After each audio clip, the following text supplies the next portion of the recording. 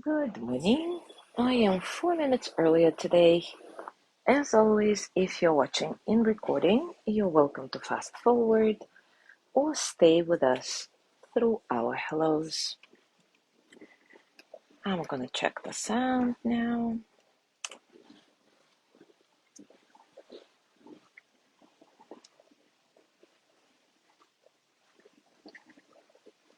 Minutes earlier today. Yeah, sounds good.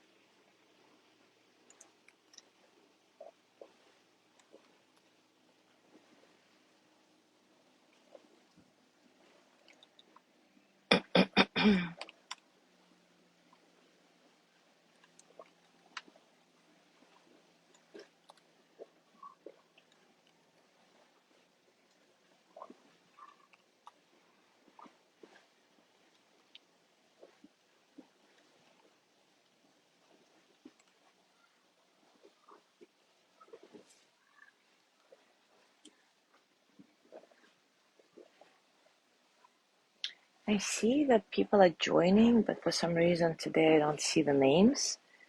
So if you have a chance to put something in the comments, that would be great. Otherwise, no, you're welcome anyway, whether you identify yourself or not.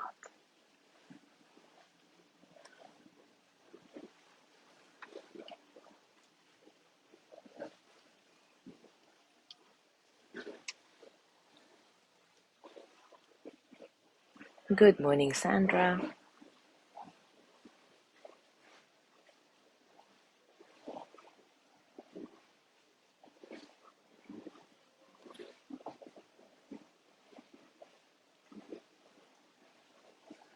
Good morning, Gina.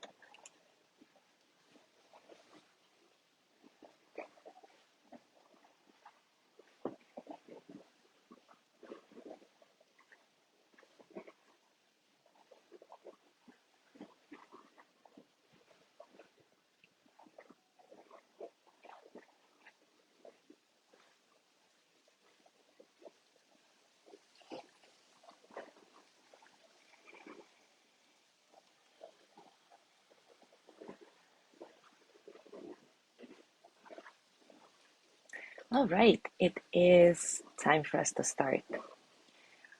For the past few days, we've been talking about various ways to develop our compassion and kindness muscles through simply paying attention to all the people around us and remembering our shared wish to be happy, healthy, and at ease. More often than not, though, we find ourselves confronted by other people who remind us how difficult it can be to feel a sense of universal love. Even when people who challenge or oppose us are not out to hurt us or threaten us deliberately, directly, they can still provoke these feelings of being attacked, criticized, and combative rather than calm. After all, we are conditioned to regard self-defense as virtuous, and we are hardwired to look for problems. Responding with kindness to tough situations every day, from the person who cuts you off in line to the competitive coworker, doesn't quite feel like the most reasonable answer sometimes. And yet, situations of conflict can be our greatest opportunity to tap into a more universal feeling of love. Sharon Salzberg illustrates this idea with a account from one of her students. Evelyn, a pharmacist, tells the story of a difficult customer, a Mr. Smith, whose abusive outbursts she dreaded. It got to the point where I heard myself say, "I just hate him," she recalls. I was disturbed that such strong feelings were being triggered, so I decided I had to send him loving kindness. This became my practice for several months. When he came in ranting, I was respectful and tried to hold the space for him to be heard.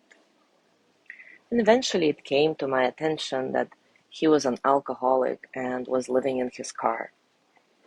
There was definitely compassion growing in my heart. But here's how I really learned the power of loving kindness.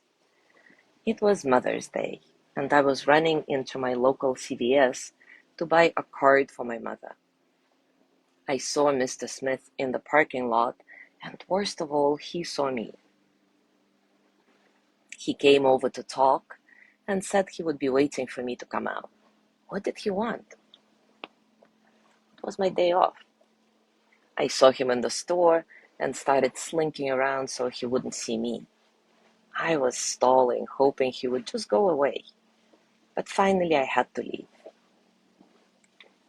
He found me as I was walking to my car, and he reached out to me with a box of chocolates and wished me a happy Mother's Day. I was shocked. I wanted to say, "No, you can't afford this. You can't spend your last few dollars on me." But I knew that if I refused his generosity, I'd be committing the greatest insult to his humanity. So I accepted the gift and thanked him. To this day, whenever I think of this exchange, my eyes fill up with tears.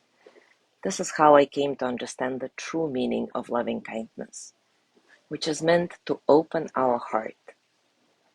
When our heart is open, there is space for everyone and everything. My encounter with Mr. Smith made me feel that any one of us could be living in our car. I was no longer separate from him. I could relate to him as an equal human being. And I felt an interconnectedness with others that I had never felt before.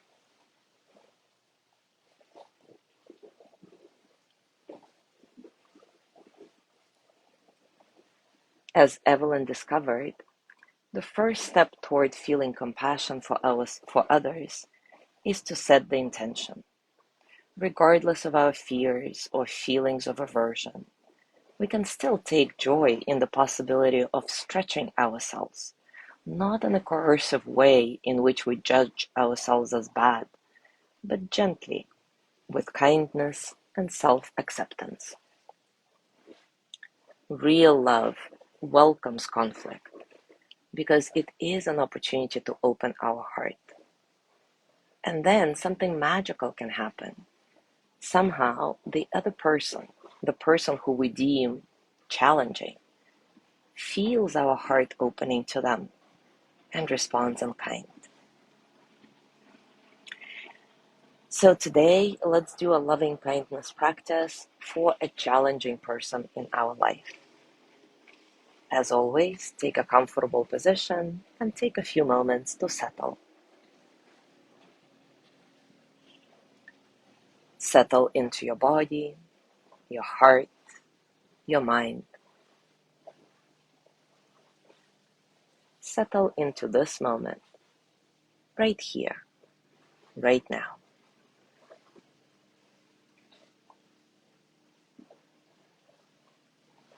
Allow your breath to be easy and natural. There is no need to make it deeper or longer or bigger or anything that it's not. Simply see if you can get a sense of spaciousness in your breathing so that all the experiences of the present moment can flow through you as energy without struggle.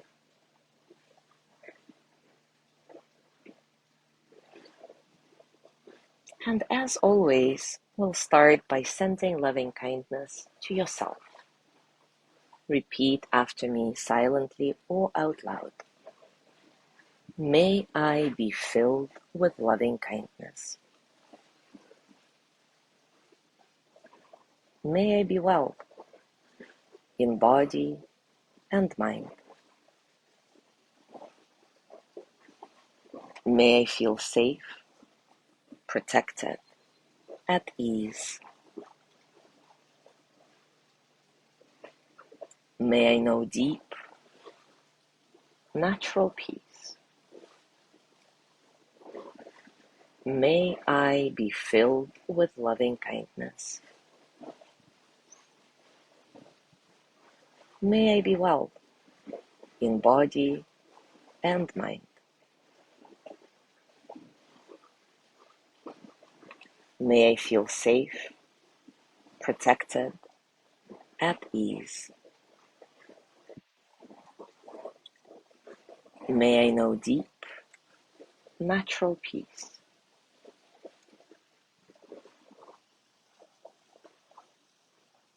You can stay with this step if you feel the need for it, just sending loving kindness to yourself. It's perfectly fine. Or if you're ready to expand your energy to include others, now think of a challenging person in your life.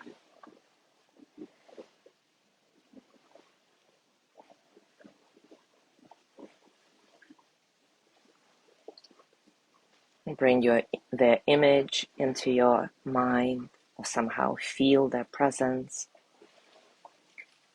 and start sending loving kindness to them. Remember, just like you, they want to be happy, healthy, and feel at ease.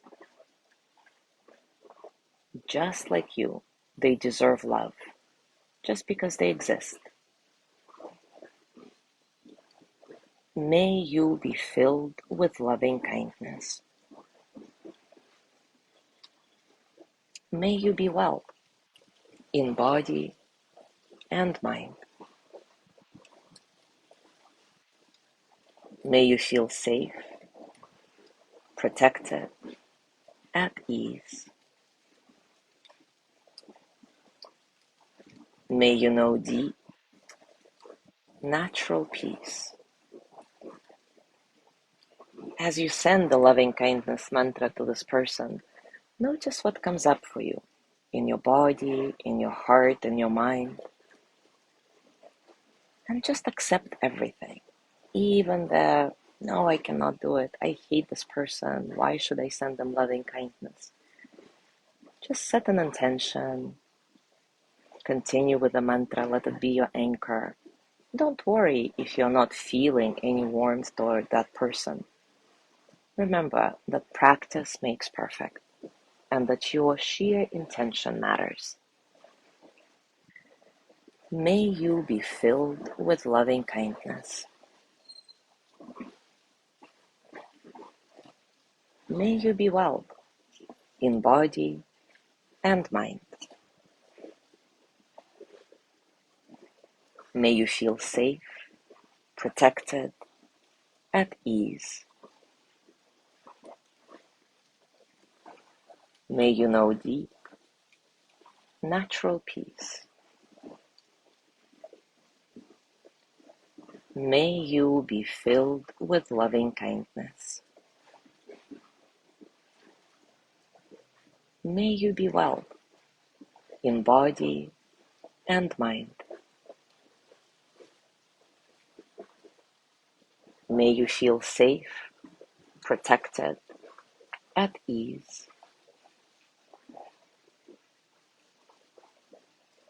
May you know deep, natural peace. One last time. May you be filled with loving kindness. May you be well in body and mind. May you feel safe, protected, at ease. May you know deep, natural peace. Just notice how you're feeling now. Maybe the same challenging thoughts and emotions are present, or maybe something has softened. Either way, it's okay. Just accept wherever you are at right now. No need to rush the process.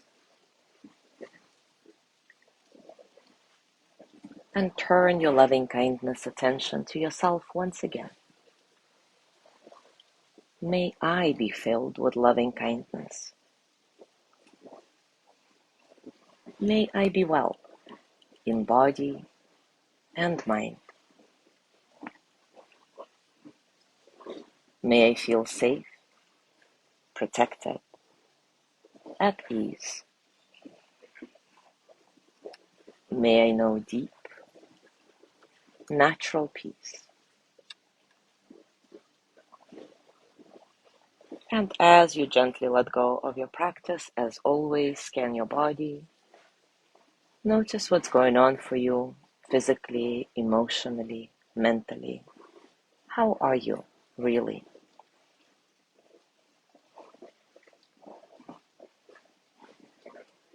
And today, I invite you to set an intention to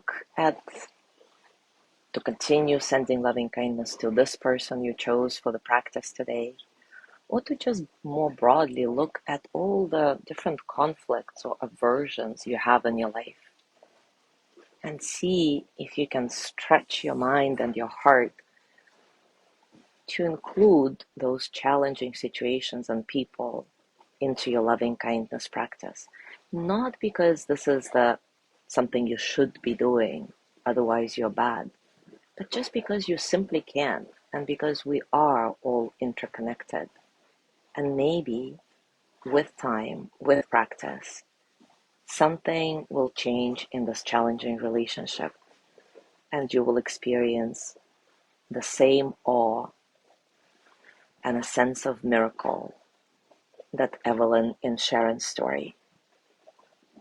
Enjoy your discoveries. Thank you so much for being here today. Have a beautiful day, and I will see you tomorrow.